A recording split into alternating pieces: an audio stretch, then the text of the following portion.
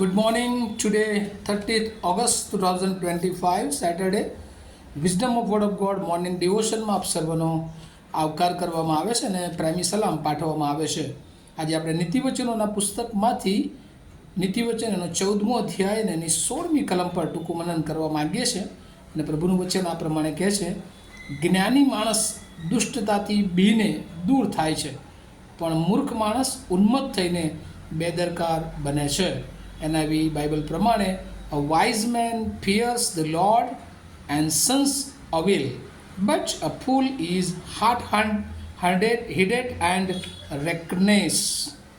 અને એટલે પ્રભુનું વચન આપણને આજે સવારે એક જ્ઞાની માણસ તરીકે જે બાબતો શીખવે છે એ બહુ અગત્યની છે. અને આ બધી કહેવતો, એક ગુજરાતીમાં એક કહેવત છે, સંગ તેવો રંગ. ઘણા લોકો એ પોતાની જાતને બહુ જાણે કે એ માને છે કે અમે તો ખોટાની સામું લડીશું અને તો પણ અમારામાં ખોટાની અસર આવશે નહીં. પણ અહીંયા સુલેમાન એ બહુ અદ્ભુત રીતે જ્ઞાની માણસને શિક્ષણ આપે છે કે જે પ્રભુની બીકમાં છે. કહે છે કે એ માણસ એ દુષ્ટતાથી બીને દૂર થાય છે. A wise man fear the Lord and sons a will. અને ખરેખર એવું અગત્યની વાત છે કે જ્ઞાની માણસ એ હંમેશા એ દુષ્ટતાથી ડરતો હોવો જોઈએ અને તેનાથી દૂર રહેનાર હોવો જોઈએ. અગાઉ પણ મેં એકવાર તમને કહ્યું હતું કે ઘણા બધા પ્રભુના મહાન સેવકો એ દુષ્ટતાથી દૂર રહેવાની વાતો એ આપણને સૂચવે છે. અને ઘણા બધા લોકો આ પૃથ્વી પર જાણે કે જે લોકો ખાસ કરીને જે લોકો વ્યસન કરે છે એમની શરૂઆત જો તમે જુઓ, એમનો ઇતિહાસ તપાસો, એમની સાથે વાતચીત કરો તો મોટાભાગે એમની રજૂઆત એવી હોય છે કે તેઓ શરૂઆતમાં ખાલી ગલ્લાની મુલાકાત લેતા હોય છે, મિત્રો સાથે ફરવા જતા હોય છે, પણ ધીમે ધીમે ક્યારે એ વ્યસનના બંધનમાં આવી જાય છે એમને પોતાને પણ ખ્યાલ આવતો નથી, કારણ કે શૈતાનની આ કુયુક્તિ હોય છે. અને એટલે આજે સવારે પ્રભુ આપણને ચેતવે છે. આજનો જે મુદ્રાલેખ જો આપણે જોઈએ તો એવું કહી શકાય, એવેલ કેટિયસ અવોઇડન્સ. અને એટલે જે દુષ્ટ બાબતો છે એનાથી ચેતીને એનાથી દૂર રહેવામાં એ સારું છે. અને એટલા માટે પ્રભુ આજે વચન આપણને કહે છે કે જો આપણે જ્ઞાની માણસ છીએ, દેવની ઓળખમાં છીએ, આપણે સારું જાણીએ છીએ, સારા માર્ગે ચાલીએ છીએ, તો આપણી ફરજ એ છે કે આપણે હંમેશા જે ખરાબ બાબતો છે એનાથી બીવાની જરૂર છે, એની બીવાની જરૂર છે. અને બીને એનાથી નાસી જવાની જરૂર છે, એનાથી દૂર રહેવાની જરૂર છે. કારણ કે શૈતાન ગમે ત્યારે એ દુષ્ટ બાબતો દ્વારા આપણને ફસાઈ શકે છે.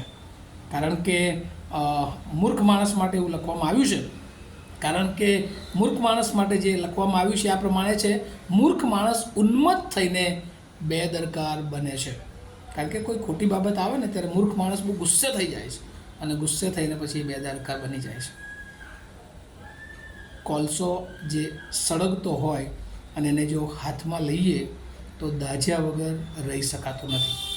કોઈક એવું કહે છે કે સાપ જો હોય અને એને પગ તળે છૂંદો, જો એને ખિસ્સામાં રાખીને ચાલીએ તો એ કરડ્યા વગર રહે નહીં. અને આવું જ દુષ્ટ બાબતોનું છે. જો આપણે દુષ્ટ બાબતોની સાથે સંગત રાખીએ છીએ તો એ આપણને દુષ્ટતા તરફ દોરી જાય છે. અને એટલા માટે પ્રભુ આપણને અવેર કરવા માગે છે, પ્રભુ આપણને ચેતવવા માગે છે આજે સવારે કે દુષ્ટ અને દુષ્ટ બાબતોથી આપણે હંમેશા એ આપણા જીવનને દૂર રાખવું જોઈએ, કે જેથી કરીને આપણે દુષ્ટ બાબતોમાં ફસાઈ ના જઈએ, આપણે શૈતાનના વાનાઓમાં ફસાઈ ના જઈએ. જ્યાં આપણને એવું લાગે છે કે અહીંયા ઈશ્વર આપણને ના પાડે છે એવી જગ્યાએ આપણે ઊભા રહેવાની જરૂર નથી. આજકાલ જુવાનો અને જે બધી બાબતો થાય છે એનું કારણ શું હોય છે? ખાલી એમની ફેલોશિપ, સંગત, અને પછી ત્યારબાદ ક્યારે એ શૈતાનના ફંજાઓમાં ફસાઈ જાય છે એમને પોતાને ખબર પડતી નથી. અને એટલા માટે કે શૈતાન આ પૃથ્વી પર આપણને શોધી રહ્યો છે, આપણો નાશ કરવાને માટે, આપણને મારી નાખવાને માટે, આપણને નુકસાન પહોંચાડવાને માટે. અને પ્રભુ ઈસુ એ હંમેશા આપણને જીવન મળે, પુષ્કળ મળે, આનંદિત મળે, ભરપૂર જીવન મળે. ને એટલા માટે આપણી હંમેશા એ અપેક્ષા રાખે છે કે આપણે એની નિકટતામાં રહીએ, એની સંગતમાં રહીએ, એના સંબંધમાં રહીએ, કે જેથી કરીને પ્રભુ એના બળ, એના સામર્થ્ય દ્વારા આપણને શૈતાનની તમામ પ્રકારની કુયુક્તિઓથી આપણું રક્ષણ કરી શકે. આ વચનો સમજવાને માટે પ્રભુ એની બહુ જ કૃપા આપે. આવો આપણે પ્રાર્થના કરીએ. મારા જીવંત અને દયાળુ ઈશ્વર, અમે જોઈએ છે આ પૃથ્વી પર ડગલે ને પગલે શૈતાનની અમારા માટેની જાળ બિછાયેલી હોય છે. અને ઘણી બધી વાર પ્રભુ અમે એમાં ફસાઈ જઈએ છીએ, પણ તમે અમને તમારું જ્ઞાન, તમારી બુદ્ધિ, તમારું ડાપણ આપો કે અમે પ્રભુ દુષ્ટ બાબતોથી ડરીએ, દુષ્ટ બાબતો અમે ન કરીએ, અને દુષ્ટ બાબતો ક્યાંક થતી હોય તો એનાથી અમારા જીવનને અમે દૂર રાખીએ, કે જેથી કરીને તમે ઈચ્છો છો એવા બાળકો બનીને અમે તમારી સાનિધ્યમાં, તમારી હજુરમાં, તમારા આત્માથી ભરપૂર થઈને અમારા જીવનને પવિત્ર માર્ગમાં આગળ વધારી શકીએ. અને એવું બનવાને માટે અમે સર્વને, અને જેઓ આ વચન સાંભળી રહ્યા છે સર્વને માટે પ્રાર્થના કરતા, કૃપા માગતા અમારી પ્રાર્થના ઈસુ પ્રભુના નામમાં સાંભળો અને સ્વીકાર કરો. Amen. Have a nice day to all of you. Thank you.